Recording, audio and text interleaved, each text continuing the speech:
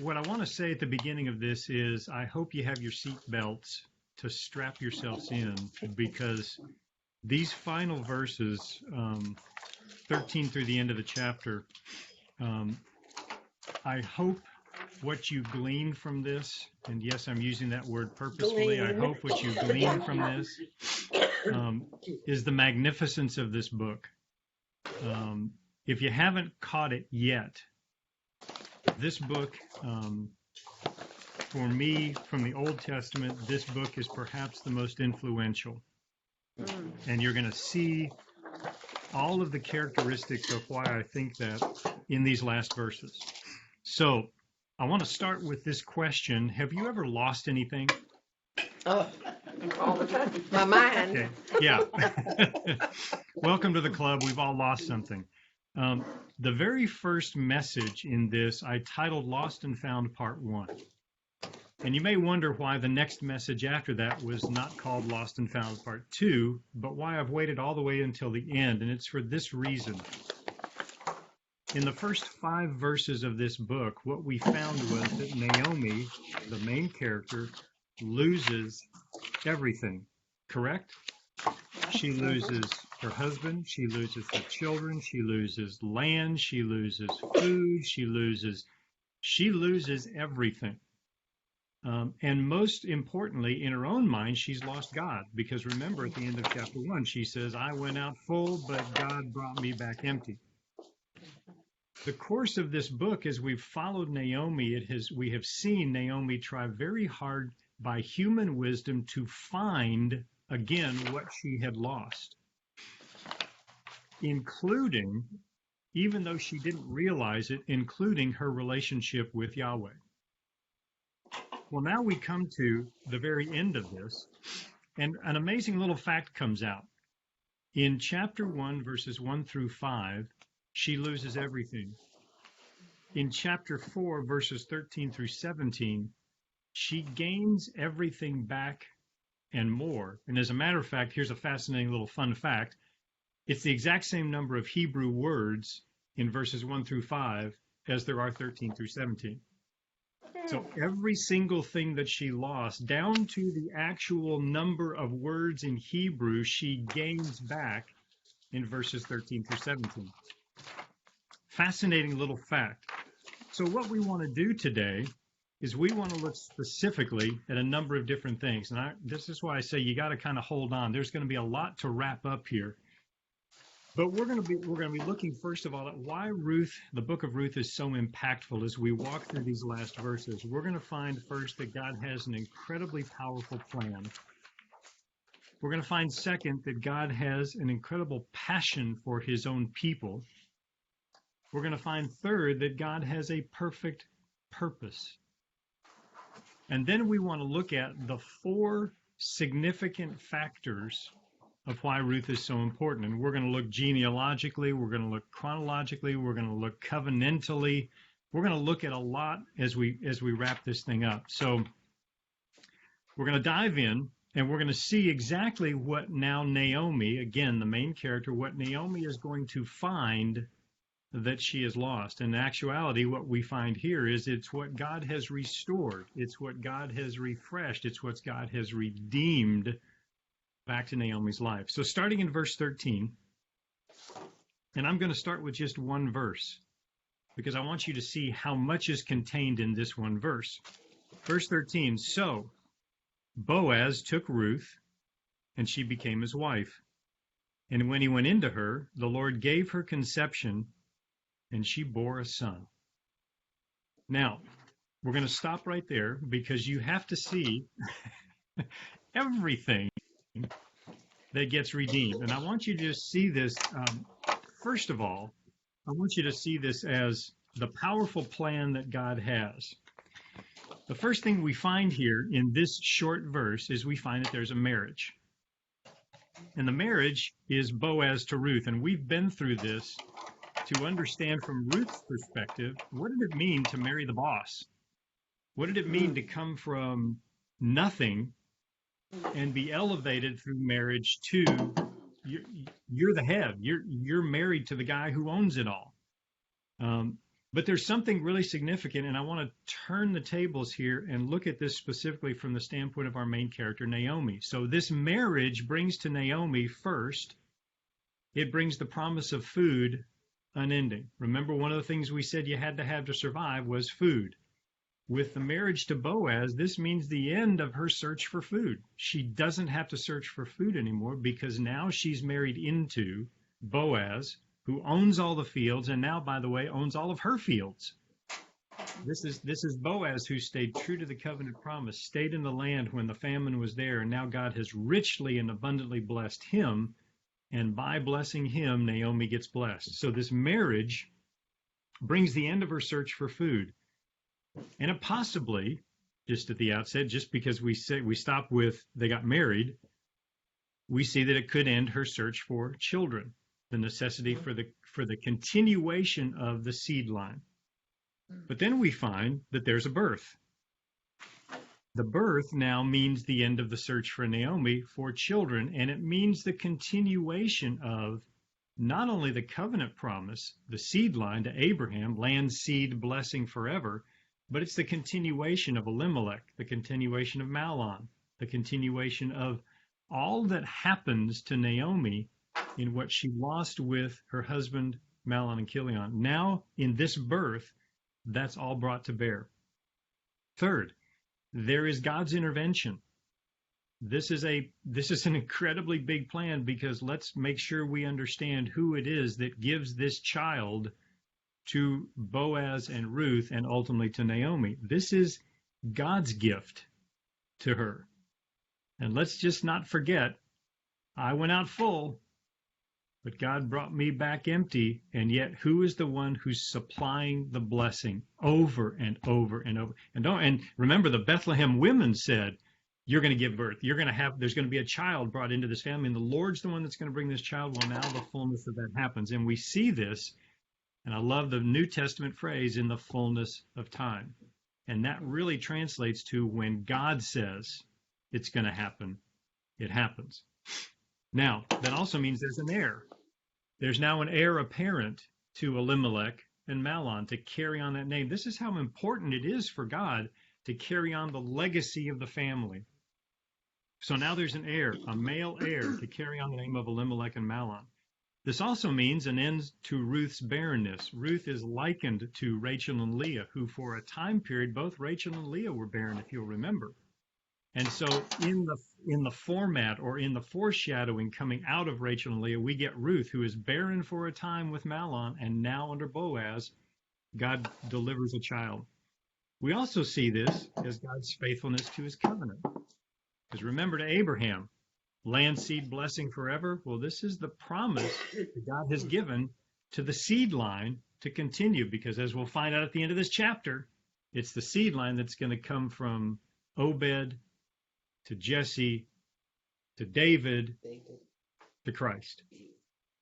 So we see that. We also see it as a foreshadowing of God's covenant with David, which will be a forever king on a forever throne. Boy, that's one we're going to dive into here in a minute. And finally, it's the foreshadowing of another birth, another Bethlehem birth in the line, the seed line, coming from Ruth and Boaz through Obed and Jesse and David to Christ.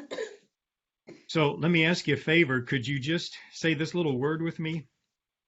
Wow. Wow. Sounds like God had a plan, doesn't it? Blows I you mean, away. just tell me. This is what happens in one verse. We've just concluded this incredible plan that God had by bringing this outcast, but a faithful outcast, through Naomi with Boaz, the faithful one who remains, and bringing these two high yields, these two prosperous, valiant, courageous, wonderfully characterized people together.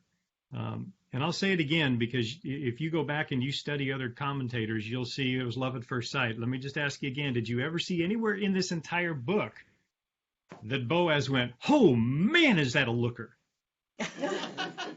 You just don't see it. You never see it. And yet what we see is two people who are absolutely in love with the God of the universe. So I was asked the first time I ever taught this, I was asked this question. We see what Naomi gets out of this. We see what Ruth gets out of this. What does Boaz get out of this? And it's a great question until you just take a quick step back, because Boaz, on the physical side, Boaz gets land. So his status, his land ownership, and the ability to work that land grows tremendously. The second thing he gets is he gets Ruth. With Ruth, he gets a Hiel. He gets a woman of virtue, a woman of character, a woman who has proven herself. And by the way, not too bad a worker in the fields. He gets this incredible woman that has, even though she was an outcast, she's now a daughter. She's now a wife.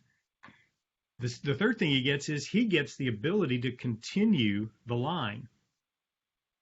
The fourth thing is we get this great prophetic statement by the townspeople and the elders who say, "May you be famous throughout all of Bethlehem." Well, we're here 3,000-4,000 years later, and we're still talking about Boaz. Yes. Boaz gets this. I mean, isn't he the kind of guy that when you come into the kingdom, the eternity for one day, don't you just want to run up and meet Boaz? You want to meet Ruth, you want to meet Naomi. You just want to meet these people and say, "Let me tell you what you meant to me and what your story meant to me, your faithfulness. Let me tell you what that meant to me." What we get is we get this man who loved God enough to obey him. We get this woman in Ruth who loved God enough to obey him. And God blessed them abundantly. And don't forget, it was not an easy time because Boaz worked through famine. Ruth worked through being the outcast. But look at what God did. And by the way, this happens in less than a year's period of time.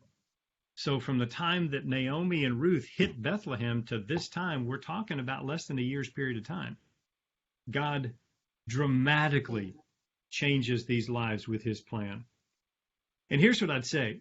Paul tells us in Philippians, look not only to your own interests, but to the interests of others. Now, it's an interesting thing to ask this question because when we see this statement, look not only to your own interests, but also to the interests of others, we think that may be a selfish statement. We're not supposed to look to our own interests, unless in looking to our own interests, we look at our own interests as how God is interested in us. If my interest aligns with God's interest, then I do look out for my own interest. And that's a good thing to do because my interest aligns with God's interest. We see this, that what did Boaz do? Boaz saw God's interest in him and aligned his interest with God's interest and stayed in the land and obeyed. And God abundantly blessed, looked out for his interest. But then what did Boaz do with that?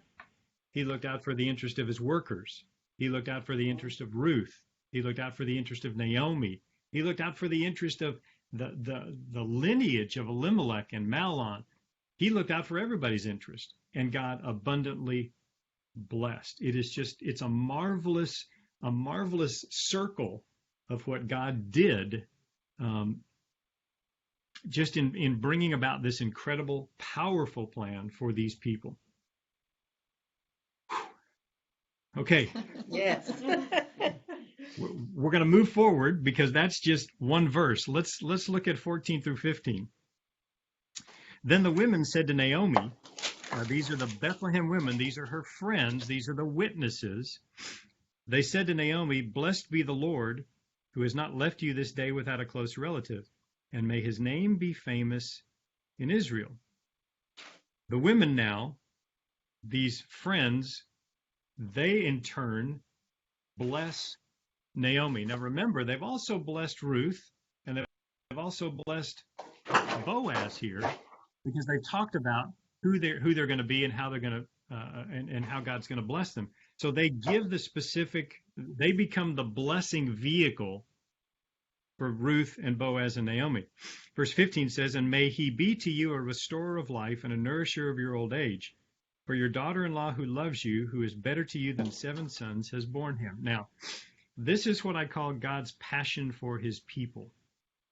And I just want you to see the things that these witnesses say and how God blesses Naomi in specific.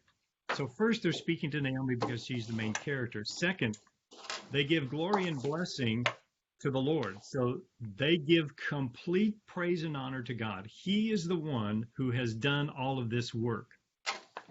Third, as the elders blessed Boaz, now the women bless this, and I love what happens here, they bless this close relative. Now, there's a little shift here that occurs because the close relative now that they're talking about is not Boaz. They're now talking about the close relative as Obed. Look at what they say. And the Lord said to Naomi, the women said to Naomi, blessed be the Lord who has not left you this day without a close relative, and may his name be famous in Israel. We're thinking in that first statement, well, they're talking about Boaz again because they're reiterating what they said before, but listen to verse 15. And may this close relative be to you a restorer of life and a nourisher of your old age. For your daughter-in-law who loves you, who is better to you than 7 sons, has borne him. Who are we talking about? Okay. We're now talking about, we're talking about the kinsman-redeemer now becomes Obed. This new child who has been born now becomes the kinsman-redeemer. This is the one who is going to continue to support and care for Naomi. This is a fascinating statement because you're talking about legacy that continues. You're talking about the lineage that continues, but you're also talking about the continuation of the kinsman-redeemer. And we're going to talk at length about the kinsman-redeemer in just a minute. They say that this one he will be the one who will be the restorer of life. Remember what we had to have? Children and food? The restorer of life. He's going to bring fertility back to you. He is going to bring this new life to you, and he is going to be a nourisher of your old age. He's going to provide food. This is the new kinsman redeemer who's going to bring you children and food, who is going to restore life and nourishment to you. This is what the kinsman redeemer does. He redeems. He restores this over and over again. And then I want you to see this. This is just a fascinating statement. For your who? Daughter-in-law? Mm-hmm. So this is now Ruth, and the last statement we get about Ruth is that she is a daughter-in-law. We don't have a Moabitess anymore. We don't have an outcast anymore. We are now finally landing with she is in the family. For your daughter-in-law, and let's give 2 statements here. First of all, Naomi, this is your daughter-in-law who does what? Loves you. What a statement. And second, who is better to you than 7 sons. Now, there's really no way to be able to express what an incredible statement this is, because Ruth, who is an outcast, who was an enemy of Israel, now has been married to the guy who's really the standout guy in the town. But secondarily, the women bless her by saying she is more to Naomi than if Naomi had given birth to 7 sons. Now think about it. The man of the house is the one who brings children and the one who brings food. But Ruth is the one who has now proven herself to be better to Naomi than 7 sons. 7 of them, the perfect number. This is the woman who has been better to you than a perfect quiver of men, a perfect quiver of sons. This one has been that good. This is how God is blessing Ruth by showing Naomi, you thought you went out, you thought I brought you back empty? Remember who was standing right beside you when you said that. This is the woman who has shown herself to be better to you than 7. This is the highest compliment that could possibly have been made of an outcast. And ladies, let me tell you from this standpoint, this is the same kind of compliment that God says to each one of us when he says to you, you are worthy of my son going to the cross for you. That's the kind of compliment that this is. This is a woman who has now in God's eyes has this kind of value. And he's trying to get Naomi to see this is the value of the woman I have brought into your family. And this is the one who is now married to the one who has redeemed you. It's just a fantastic statement of what's been said about this woman. So Naomi now gets a real good chance through the testimony of these women to see how much God has loved her, how much Ruth has done for her. And frankly, if you want to put it in this delicate fashion, she also now has come face to face with how she has tried to carry out a plan that God circumvented for her own good. Mm-hmm. By human wisdom, we saw Naomi over and over again try to say, I got to make this happen, I got to make this happen, I got to make this happen. And yet the entire time, this is what God had for her all along. God had this blessing for her all along. God brought Ruth with her all along. God brought them together with Boaz. He was already in the family. He was already there. God knew all of this was going to happen, and yet Ruth tries to wrestle this out of God's hands and do it on her own, when God is saying all along, this is what I wanted for you from the beginning. I wanted you to be blessed. I wanted you to be in the family. I wanted you to have it all. Yeah. Whew. Wow. It's another one of those statements we ought to just say, wow, because we now see God's passion for Naomi. But let's not forget, he had a passion for Ruth, because Ruth is brought into the family. She's elevated. She now has food. She now has a lineage. She now has purpose. She now has value. And he has this same passion for Boaz. Bless you. But the other side of it is he also wants to bless Elimelech. He also wants to bless Mahlon. Let me read you a little poem. It's a little poem called Empty or Full. And it's a little bit convicting, so hang on. The poem goes like this. I gave them to him, all the things I'd valued so, until I stood there empty-handed, every glittering toy did go. And I walked earth's lonely highways in my rags and poverty till I heard his voice entreating, lift up your empty hands to me. Empty hands I lifted to him, and he filled them with a store of his own transcendent riches till my hands could hold no more. And at last I comprehended with my mind so slow and dull that God could not pour his riches into hands already full. This is a beautiful picture of Naomi, whose hands were full of her own plans. Her hands were full of her own human wisdom. Her hands were full of her own way of doing things. And God could not pour himself into her hands until she went, here, my hands are empty. And we see that at the end of chapter 3 when she says, let the Redeemer do his work. We have to rest and let him go do it. And look at what God did. Look at what God poured into her hands. It's just monumental. Mm-hmm. Verses 16 and 17.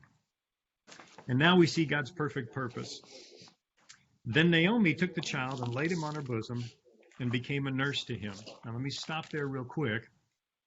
Naomi took the child and laid him on her bosom and became a nurse to him. In the Hebrew culture, the nurse, this really translates to she became one of those who helped raise him. So don't think that Naomi walked in and picked up Obed and took him away from Ruth and said, this is mine. No, that's not what happened here. And nor did she become a servant in the family. She actually became one of those who raised him. That's the connotation here. Also, the neighbor women gave him a name, saying there is a son born to Naomi. Isn't that a fascinating phrase? There is a son, not a son born to Ruth. This is because we know Naomi's the main character of the book. There's a son born to Naomi. And they called his name Obed. And I want you to know this. Obed means servant or worshiper.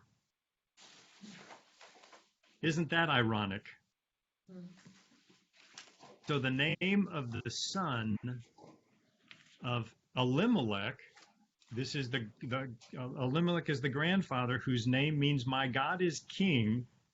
Now his grandson is named servant or worshiper. And so what is given to Naomi is this child who the women of the town recognize what God has done and how God has blessed Naomi, and they name him worshiper of Yahweh, servant of God. And the beautiful thing about Naomi is she goes, yeah, that's his name. Now, I think it's fascinating to me that Naomi's the one that says yes. Naomi's the one that says that's okay. We don't see Ruth in here. Wait, this is Ruth's kid, but Naomi is. That's what I was get thinking. this. Took right over, didn't she? Yeah, Naomi's Not the the matriarch. kind of mother-in-law I wanted. Except here I love that statement, Diane. Here's what I would say: given where Naomi has come from, she's probably exactly who you'd want to be the grandmother of your child.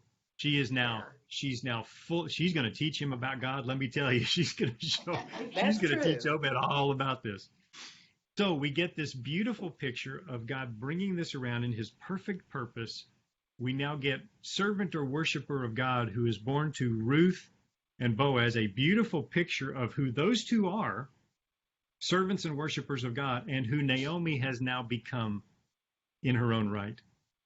And then we get this wonderful little phrase. He is the father of Jesse, the father of David. Now, it'd be a really cool thing if you just stopped this whole story and they called him Obed. But no, we're not nearly done. He is the father of Jesse, and we know, because of the Old Testament passages, we know that out of Jesse will come a branch, the branch man, the Nazarene, Christ. We know that, and out of that becomes the father of David. This is 2 Samuel 7. On David's throne will be a forever king. So this beautiful statement of Naomi to Naomi is given this lineage that comes from all the way back to Elimelech, who my God is king. Do you see how that name now fits very well into this lineage, into this line, and that God has preserved that statement? And so we get Obed, who is the father of Jesse, and we know about Jesse from 1 Samuel 17, 1 Chronicles 2, Matthew 1, Luke 3, and this wonderful passage in Isaiah. And I don't have time to go into it now, but there's a beautiful statement about the branch man coming out of the branch town. The Nazarene, literally, the Hebrew word is Natzer, and Natzer literally means branch. So Christ is actually the branch man out of Isaiah, where this branch will come out of Jesse. He is the branch man out of Nazarene. Remember, can anything good come out of Nazareth? Well, the branch does, because this is where the branch man comes from, and the branch man is Christ himself. So we get this wonderful messianic lineage that comes up from Ruth and Boaz through Obed, through Jesse, who, by the way, had 8 sons, and David is the one that's picked out. David, who also is the greatest king in all of Israel. Do you see the lineage now and what God is doing for Naomi? And Naomi didn't deserve a single bit of this. And yet God blesses over and over again. So we get this beautiful picture of this lineage all the way through King David. And all of this is blessed upon a woman who said, I am empty because God has made me empty. Is that ironic? Is that just... It's a God thing. Yeah.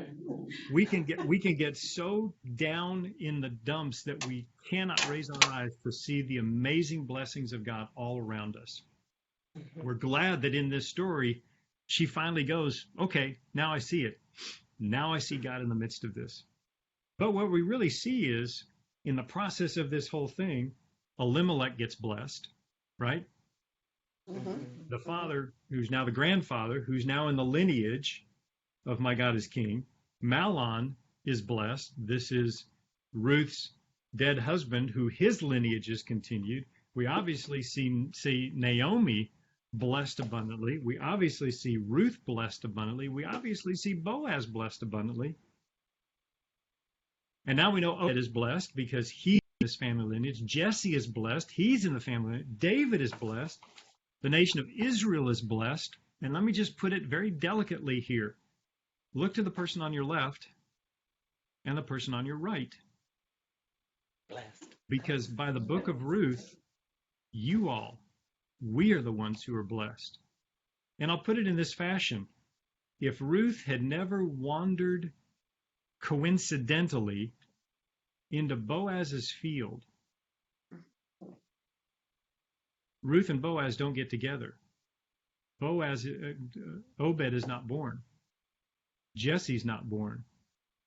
David's not born. You see how God's plan is incredible, because the line of Christ could have stopped right here. And if the line of Christ stopped right here, this is how valuable this little book is to us. If the line of Christ had stopped with Elimelech, we would never be grafted in as adopted children into the line of Christ. Mm. That's how valuable this little book is. This shows down to one birth the continuation of the line of Christ, and how God's unbelievable plan, his perfect purpose, comes through this. And the beautiful thing about it is all this gets redeemed through that line. Everything gets redeemed. We've seen Naomi redeemed, Ruth redeemed, Boaz redeemed, Obed, Jesse, Dave, all of us including us, get redeemed all through the line of Christ, the line of the kinsman-redeemer. He's a good God who desires our good. So that's the story, but now we're still not through. Because I have 4 very specific things, and these are in your notes, but I want to talk through them real quick. On why the book of Ruth is so important. The first reason the book of Ruth is so important is because of these last verses.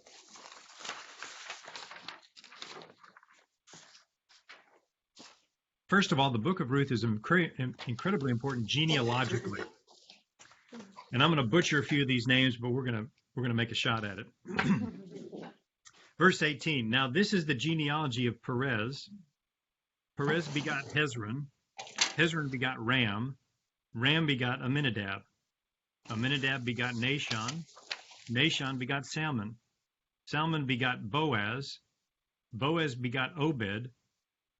Obed begot Jesse. And Jesse begot David. Remember, this is at the end of a little 4-chapter book right in the middle of the Old Testament, but here's the genealogical significance. We start with Perez. Genesis 38, Perez's father was Judah. And remember, what's the other name for Christ? The Lion of Judah. So by this lineage, going all the way back to Perez, we put Christ in the appropriate tribe and the appropriate line. Prophetically, he's in the appropriate tribe and the appropriate line. Then we get Hezron. Hezron in Genesis 46 is the elder son of Perez, the grandson of Judah. So we're continuing the legacy, continuing the line coming out of Perez. We get Ram. Ram is in 1 Chronicles 2:9. Wouldn't that be a great name for a kid? Ram. Ram is in the tribe of Judah, was born in Egypt after Jacob, but it shows the continuation of that covenant line. Then we get Amminadab in Exodus 6. He is the father-in-law of Aaron. So now we bring in the Aaronic priesthood to the line. We get Nahshon, who is the head of the house of Judah in Numbers 1, Numbers 7, and Numbers 10. We get Salmon in 1 Chronicles 2, who is the father of Boaz. This all occurs before 1150 BC. We get Obed in 1 Chronicles 2:12, the father of Jesse, in 1070 BC. We get Jesse in 1 Chronicles 2:12, who had 8 sons. The youngest was David. David actually was the one that Jesse didn't want to introduce. He didn't even want him to be shown. And yet this is the one that God lays his hand on after Saul. And then we get David, king of Israel. And out of David, we get the Davidic Covenant in 2 Samuel 7, in which God says, on your throne, there will be a forever king on a forever throne. And it will be the throne of David, a forever king on a forever throne. So in this genealogy that goes all the way back, and remember, I'm going to say it again, Naomi, God did this for a woman who thought she was empty. He has just lined her up in the message of Christ, and she's there through no effort of her own. This is all by grace. Genealogically significant. Is the Book of Ruth significant genealogically? I think so. Now let's look at the Christological significance of Ruth, because we're going to look at the kinsman-redeemer. This comes out of an Old Testament, but we're going to refer it back to the New Testament out of Hebrews and Galatians. The four requirements of a kinsman-redeemer. First, he must be a near kinsman. You'll remember that Boaz said, there's one who is nearer than me, a closer kinsman than me, and we have to go to him first. So first he must be a near kinsman. The fulfillment of this in Christ comes from Hebrews 2. Hebrews 2:14 says, inasmuch then as the children have partaken of flesh and blood, he, Christ himself, likewise shared in the same. He had to be flesh and blood. He became man, that through death he might destroy him who had the power of death, that is the devil. So in order to fulfill what the kinsman redeemer had to do, he had to be kinsman. He had to be a near kinsman. He had to be flesh and blood. He had to be man, because let's face it, can God die? No. Christ had to become man so that he could actually be put to death on our behalf. He had to be one of us. Philippians 2, Paul says he became one of us. I love the fact in John 1:14, Eugene Peterson says he became flesh and moved into our neighborhood. It's a wonderful statement. He became one of us and moved into the neighborhood. So first, he has to be a near kinsman. Second, he must be willing to redeem. Remember that the near kinsman was not willing to redeem in the book of Ruth. Hebrews 12:2 says, looking unto Jesus, the author and finisher of our faith, who for the joy that was set before him endured the cross, despising the shame, and is sat down at the right hand of the throne of God. That's a really interesting statement, who for the joy that was set before him. And here's how that translates. The joy that was set before him was you and me. What he had in his mind's eye was you and me. We are the joy that was set before him. And because of that, he was willing to endure the cross. He was willing to do what needed to be done to redeem. Third, he must be able to redeem. It's one thing to say, I want to do it, because actually Boaz says that. No matter what happens, I'm going to redeem you, Ruth. But you have to have the ability to do that. Listen to Hebrews 7:25. Therefore he is also able to save to the uttermost those who come to God through him, since he always lives to make intercession for them. He is the only one who had the ability to redeem. And the only way to redeem was to die for us. So we see three very important things: that he had to be a near kinsman, willing to redeem, able to redeem, and finally, he must have the price of redemption. Literally meaning he had to be able to make the sacrifice. He must be willing to pay the price.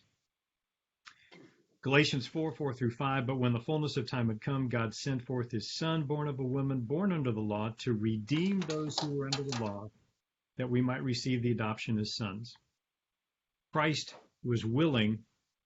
He was the kinsman. He was willing. He was able, and he paid the price to redeem us. The beautiful picture of Boaz, who did all of those for Ruth, for Naomi, and ultimately for us, and Christ, who is our kinsman redeemer. So there's a little Christological significance. Let's look at the covenantal significance very quickly, because all of the covenants up to this point now wrap themselves around the book of Ruth. We get the Adamic covenant. Genesis 1:28, God makes the covenant with Adam for the land. Remember? Take control of this land, have dominion over it, subdue it, tend my garden. The land is God's gift to man, and he expected him to tend it on God's behalf. So this is this beautiful statement that we get about God has created this for man to inherit, and the land is important to God. So that's the first part of this covenantal promise. Then we get the Noahic covenant in Genesis 9, where actually God does a reboot because we didn't do what God asked us to do through Adam. And he starts it over and gives the exact same command to Adam that he gave, the exact same command to Noah that he gave to Adam. Then we get the Abrahamic covenant in Genesis 12. And this is the establishment of the Jewish line, the establishment of the nation of Israel. But he says to Abraham, land, seed, blessing forever. So we get the land, and we've had the continuation of the land now through from Genesis all the way through to Abraham. The seed and the blessing is going to come. The Mosaic Covenant in Deuteronomy 28 and 30 establishes the law and how God wanted us to understand his heart for them. This is how you live with God present within you. And that's the law that they were under at the time. And then finally, the Davidic Covenant in 2 Samuel 7. Now that David has entered into this picture, we get the forever king on a forever throne, which is the continuation of the seed line. So now we have land, seed, blessing forever. The land is there. The seed is there. The blessing is there because we've seen the blessing abundantly. And all of this is for how long? Ever. Forever. Forever. So let's look finally at what I call the personal significance of Ruth. We looked at a lot of great little words, little Hebrew words in this, and let's do a quick recap of that. We talked first about the word shuv, which means to return, and we saw in chapter 1 9 times in 6 verses, return, return, return, return. But it is to return to God, and God's continued cry, his heartfelt cry to you and to me is for us to return to him no matter where we are or where we've walked away. It is to return to him and to see the blessing that comes from being one who has now been reunited with him, back in fellowship with him. And we see it with Naomi. When she finally began to return to the land, all the blessing began to start again. Even though there was still hardship, the blessing began to return. We see fertility. This was not a word we looked at in depth, but we saw in Moab, you had to sacrifice children and crops to get fertility. For God, fertility came as a blessing. The fertility of the land, the fertility of the womb. It was the fertility of needing food and children, that thing for survival. Fertility becomes a very big word, and we see that those gifts of fertility come from God himself.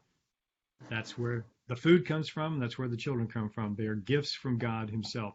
And we saw this wonderful little word, chesed, Hebrew word for the loyal love of God. The loyal love of God shown to Naomi, even though she walked away from the land and went all the way to Moab, God's loyal love still reached out to her, still was a part of that in bringing Ruth into her life and then bringing the gleaning into her life and then bringing Boaz into her life and then bringing the redemption of the kinsman-redeemer. We see God's loyal love given to Ruth in her statement that she makes to Naomi and how God then brings that loyal love forward and continues to love on her. And for Boaz, who was faithful to stay in the land, God's loyal love was there across the board for all three. We see this little word hayil going all the way back to Gideon, who was a mighty man of valor. This is the description now given of Boaz, a hayil, and the description given of Ruth as a hayil, these people of virtue, these strong and courageous people. And it reminds us that character matters, reminds us that it does matter how we project because we are the image of God.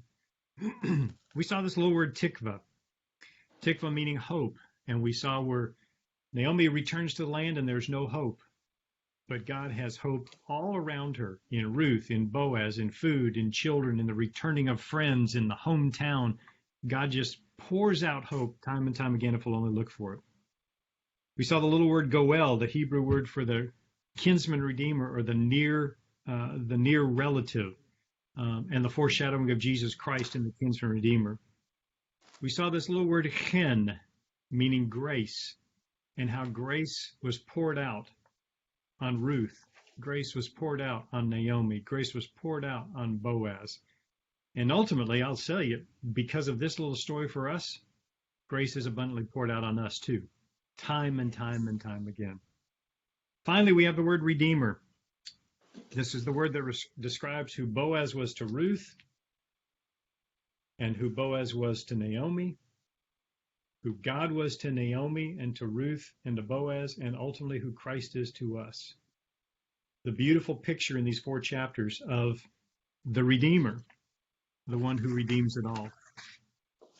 So as we kind of do a final look back over this little chapter, and over these last couple of verses, there's a number of questions I'd love for you to dive into.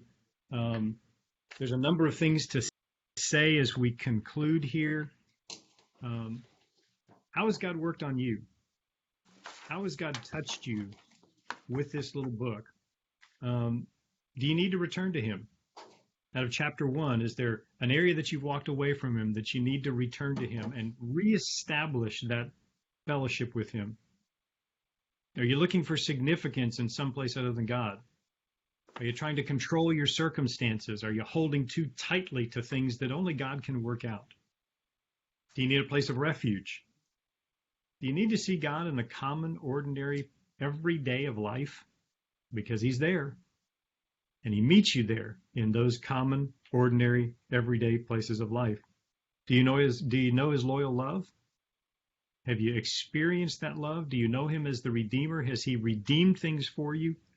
My question to you is this, because I really believe that the scriptures are active and alive, and they absolutely can transform us. What are you going to take away from Ruth? What are you going to apply from the book of Ruth? What has God reached into your heart and touched you with and grabbed you with that you're going to walk away with and say, today, I'm going to start to do this. Today, I'm going to apply this. Today, I'm going to do this differently. If we don't walk away from that, then this has just been a wonderful 9 weeks of talking about a great story. And that's not a bad thing. But if it doesn't affect you, if it doesn't touch you in some way, shape, or form to begin to transform you into a new creature, into something different, then maybe we need to be asking the Holy Spirit to give us a second look at this, to give us a third look at this. The significance of this little book, and yes, the significance of all of Scripture is there, but I really believe the significance of this little Old Testament book is transformative. So, the book of Ruth, lots to conclude, lots to go through. I would challenge you all next week. Actually, I'm going to be in Midland next week, and then after that, we're going to pick up a 4 or 5 week look at the events leading up to Easter's. We do have Easter coming up, so we're going to be looking at the Transfiguration and the Triumphal Entry and the Crucifixion, the Resurrection, and the Ascension. We're going to take a look at those 5 major events in the life of Christ. But I don't want to leave this little book. So my challenge to you next week when you get together is that you sit and look through the questions. You talk about how this has impacted you. You talk about how you're going to apply this. You pray for one another about how this is going to be applied in your own lives. And you do not let the book of Ruth be that thing that you went, great book, and you put it back up on the shelf. Because it is so much more than that. So, thoughts, questions, comments? Are we glad we're out of this little book? No. I would bet we could go through it again and find new stuff that we either let, it just kind of flew out the window, Yep. or it's going to go deeper. It's just going to go deeper. I'm sad that it's over myself, because I'll tell you just real quick what I learned from it was just reading it when I'm home and in between the classes and before we started, mostly after last time, our last lesson before this one and this one, I began to realize that I'm still in that mode 5 years, almost 6 now after John died, of missing what I don't have anymore. And Naomi was probably in that mode for a long time, but because of this, I didn't stay home and keep missing what I didn't have, but I began to thank God for what he has given me.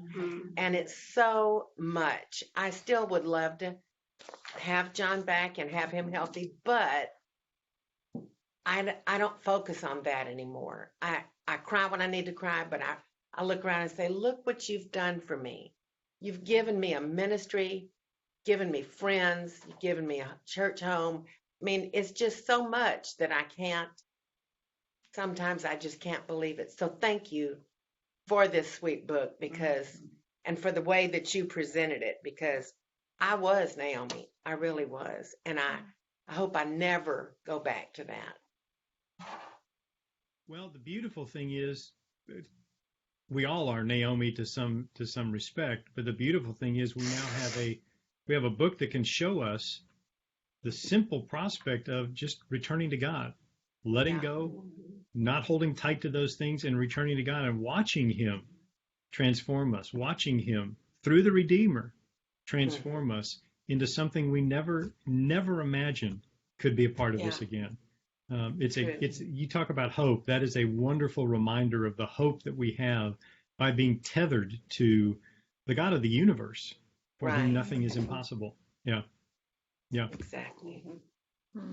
Any questions? Any thoughts? Anything else that we need to tackle? One thing I wanted to mention, always in Hebrews, the joy set before him. To me, I understood he was going to return to be in heaven with the Father. You know, he's been on earth and he's suffered and it's been tough. And so now he gets to go back.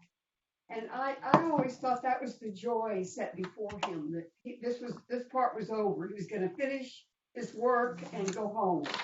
So it was different to hear that his joy was you and me. That's just mind-boggling.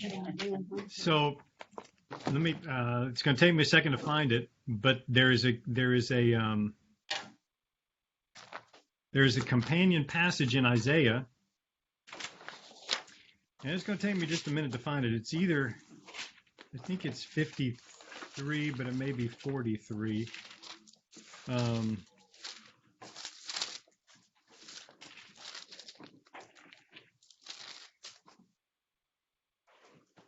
Oh, here it is. Okay, Isaiah 53:10. This is the companion to it, Jane. After we get this really difficult passage from Isaiah 53, 1 through 9, which is the Lord laid the iniquity on Christ. He was bruised for our transgressions. He was broken for us. We get this, he was a man of sorrows. We get in verse 10, yet it pleased the Lord to bruise him. It pleased God to bruise his son.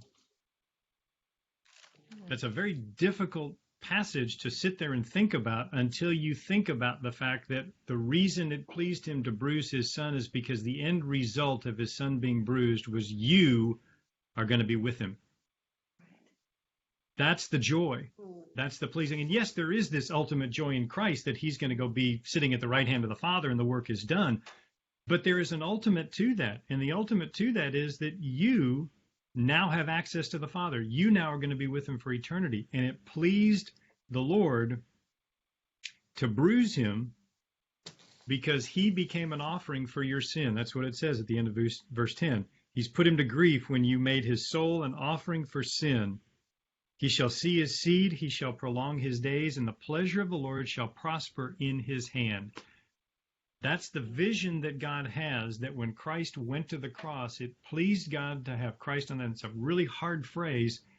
Pleased God to have Christ on the cross because he knew the ultimate result was all of those who would now be in eternity with him because of their obedience to trust Christ. That's just, it's just this marvelous phrase. And so when you look at that Hebrews passage, yes, there is obviously a joy of him wanting to be with the Father, because for the first time, especially on the cross, he's separated from the Father for the first time ever, and separated because of our sin. But the joy is that he has you in his eye. He had the joy of knowing that by his death, you're going to be with him. That's how significant that death is.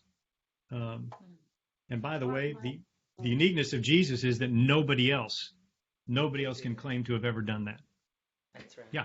My version uses even a stronger word. It says the Lord's will to crush him. Yeah. And I think about bruise versus crush.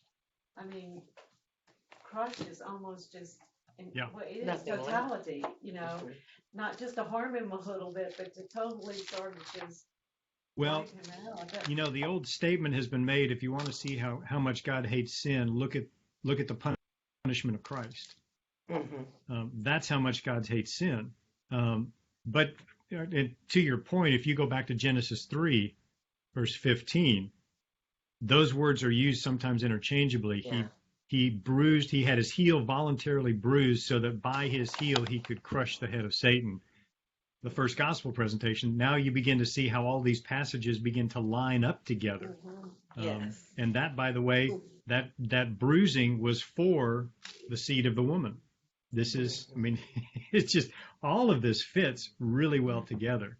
So, and like all of Scripture, there's multiple levels to all of it. So, Yes. beautiful statements. Did that help, Jane? Did that kind of? Yes, thank you very much. Yeah. You bet. It's You bet. just so big. It's so beyond human thinking, or what we would think. Yes. Yeah. That's We wild. happen to think linearly. God doesn't. Sure. And I'm really glad he doesn't. Thank you, Mark. You I bet. have a question. Sure. In regard to verses 18 through 22 of the genealogy.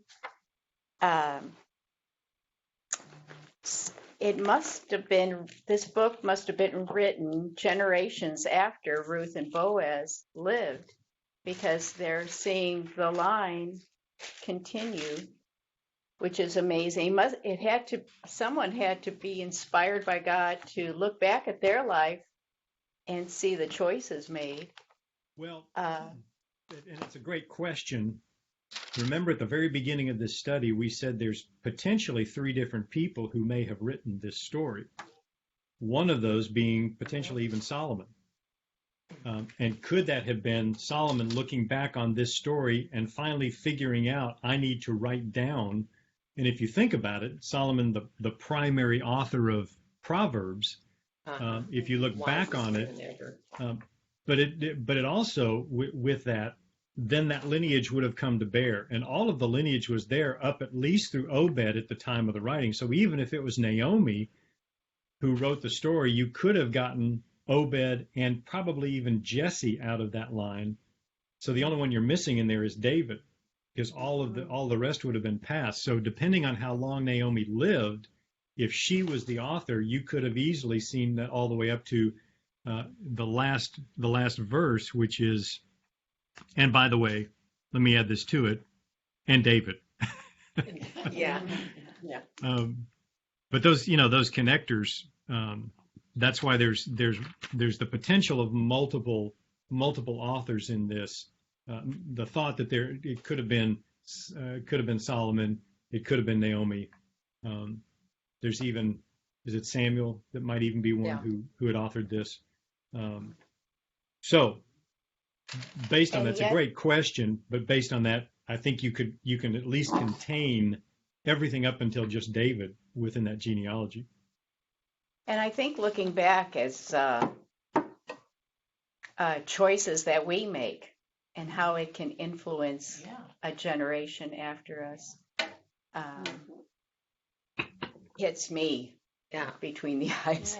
I thought about that too, and I thought, well, we're not in the line of Christ or anything, but we still make choices that will influence our children and children and grandchildren, great grandchildren, all the way down. We don't know what God has planned for later, I mean, my prayer has been that he would just rapture us up and this would all be over with, and my kids wouldn't and grandkids wouldn't have to go through what's coming.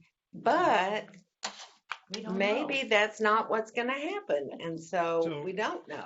So let me challenge you, because you just made a statement that we're not in the line of Christ.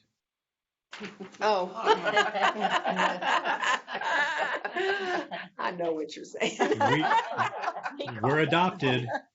We're adopted and we've been grafted in. That's right. Can never be changed. That's right. When you're in the family, you're in the family. Whether you like it or not, you're in the family.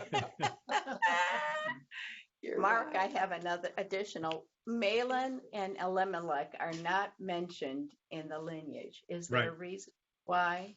Yes. Because the offspring came from Ruth. And when you look at in actuality, when you look at the different lineages, one in Matthew and one in Luke, they take them from different standpoints. One of them is the legal side, one of them is the personal side. And in that, you're not going to see that potential lineage, because what God chooses to do, and here's the beautiful thing, there's in the lineage, especially in the Matthew lineage, I think is the one that has Ruth in it, 4 women are listed. And every one of those 4 women that's listed was an outcast. There's a tremendous amount of coincidence between them, lots of similar circumstances between them. But typically what you're going to see is, and it's a really fascinating thing to see, that you see the line come through the men, and all of a sudden there are 4 women in here. And interestingly enough, here's a beautiful statement at the end of the book of Ruth. It is, let me just read it to you. The Lord make the woman who is coming to your house like Rachel and Leah, the 2 who built the house of Israel. Now notice in here, Judah's not mentioned. Abraham's not mentioned. They're not. This is Rachel and Leah. If you ever wonder, does Scripture elevate women? Here, the book of Ruth gives credit to Rachel and Leah for the 2 that built the house of Israel. That's true. That's a pretty significant statement. So I'm not sure I can answer for you fully, because I think there's a tremendous amount that the Holy Spirit inspires from that standpoint. But there is a legal lineage and there is a personal lineage in both of those, and there are reasons behind it. In fact, one takes you all the way back to Adam. The other one starts with Abraham. So you get, in these lineages, you get a different perspective on each one of them. Yeah. Mark, I'm going to try to say this without crying, because I'm going back to what Diane said earlier, seeing herself in Naomi, and tears just welled up, and they're still there since you said that, because for some reason when you said it, it really hit my heart, and it made me realize that I was a Naomi, and I didn't realize I was a Naomi, but it's like coming back empty and coming back bitter. And for me, what it's making me realize is before my cancer, I had a really comfortable life. I grew up with a really comfortable life. And all of a sudden with my cancer, slowly that was disappearing. And I'm at a point now where, that life is gone. And, I live now in a little 750 square foot apartment, and it's become my home. But yet I'm realizing while you're talking that I'm happier, and I feel more joy and more peace now than I did 10 years ago when I had a really good life. And I realized how I've been blessed. It took me a long time to get here. I'm not saying it was easy, but I'm realizing how blessed I am now, because I have no desires for that anymore. My mind doesn't go there anymore. And my focus now is just in growing in my faith and strengthening myself in my faith and looking forward to what's going to come, because I know what's coming makes all this other stuff look so small. And so I thank God. It was a hard lesson for me to learn, but I thank him for blessing me in that way. And so, Diane, thank you. I want to go home and start from the beginning and read Ruth all over again. When she made that statement, I said, "Oh my," that's me. And so, thank you for that teaching. Thank you for your comment. And this little book truly is a gift. So thank you. So thank you so much. Let me put a reminder in front of you. Our God is a God who doesn't let anything go to waste. That's right. And because of that, past experiences, what you learn from them, and let's just use the person of Ruth for just a moment. Ruth never forgot that she was an outcast. Well, they didn't let her. She continued to be part of that. Look at what that outcast did to her in terms of her humility, her hard work ethic. God taught her through that. The experiences that we have throughout this life are being used by God to mold us and shape us for what comes next. And I'm a perfect example of this. That I was at 20 years in business. Then I was in church for 9 years. Then I was in parachurch for 8 years, and then back to church for 5 years, and now to a seminary. And all of those past experiences, the things that I've learned, the things that I've done, the hurts that I've experienced, the joys that I had, God doesn't take any of that and waste any of that. If we will allow him to continue to mold and shape us, he is going to prepare us for what he has next.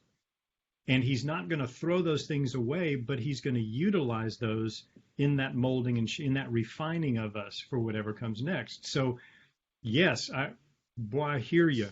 But don't forget that God can utilize, he can use the past to mold us and shape us for what that is that's coming next. And he does that because he's a God who never wastes. Even the bad that's there. This is Romans 8:28. He can turn any of that for good. But there's a condition with him turning that for good to those who love him. The pursuit is to those who love him. You love him, he can turn any situation because your perspective on him has changed. Your perspective on him is how much I love him. If I love him at this perspective, then I'm going to see him as good. So anything that comes down the pike, he can take and turn for good. Anything. And let's keep one other thing in mind. How long did Boaz go through a famine? 10 years. Yeah. Boaz went through a famine for 10 years, but stayed in it and stayed obedient. We seem to forget that about Boaz. You know, here's this guy who's wealthy. He's just got it all. And boy, he gets the girl. And no, Boaz went through 10 years of famine. And that 10 years of famine was purposed by God to bring the nation of Israel back to him. God used that. And it's just lesson after lesson. I could start all over again. You're exactly right. We could start all over again with the Book of Ruth and get after it one more time. Yeah. Any other comments? Any other questions? I just have a comment. I think that's what we've just been talking about and what you've been telling us is it's very important. We come back next week and really just lay out on the table what we've learned, what God has taught us, and how we can pray for one another, because I know a lot of times we can't say anything. It's just impossible to talk when you're going through something. But later on, when you've had some time to think about it and pray about it, I think it's so important if we come back as a group and share with one another, because this has been a very powerful book, very powerful. 4 chapters. I mean, in BSF, we did it in one night, and I was so disappointed. And then we started doing it here, and it was like, yes. And, you know, I just want to say, hey, you people who write for BSF, you need to do a whole, at least a half a semester on it. So I hope that y'all will come back next week and be prepared to share what God has taught you. And be transparent, because if we're not, I don't think we grow if we're not transparent. I really don't. Yeah, agree with you. Okay. So thank you, Mark. You bet. I My hope pleasure. you can spend a little bit of time resting up. And if you need any help with moving or getting settled or whatever, please, we would love to help. Thank you. I really appreciate that. Yeah, the plan right now is we close around the 15th of April on our house here and on our house there. Wow. Same day. No, Oh, uh, yeah. the 11th on one day and the 15th on the other. Okay, wow, that's still close, Oh. yeah. And our difficulty is we're trying to get our mover lined up. Oh, yeah. Unfortunately, the week that we want him lined up is the Easter week. Yeah. And so, yeah, so it's either going to be that week or the week following. And then you could really pray because there's not a space for me at the seminary right now. Oh, you mean for you to sit? I may be officing in the classroom, so we're going to see. Oh, I bet something is going to turn up. I'll give you my desk. We'll find a cubby somewhere. That's right. Tammy's going to be in and out. Thank you, Mark. Well, thank you all. We I thank look you forward so to hearing next week, just kind of that, and then the following Tuesday we're going to launch into this look over these next couple of weeks of just the major issues that occurred with Christ in that last week up to the crucifixion and resurrection. We're going to have a fun one. Provided I'm not in the middle of a move, but we'll have a fun one in that I'm going to actually put in front of you all the facts of the case of the crucifixion and resurrection, and then I'm going to give you the 5 theories used to explain away the empty tomb, and you all are going to prove or disprove those theories. Oh, So wow. we're gonna play a little Sherlock Holmes with this. We're going to actually dive in and uncover the facts and actually prove or disprove the resurrection. So we'll have fun with that. All one. right. So we'll see you soon. All right. Thank Okay. you. You bet. Bye-bye. Wow.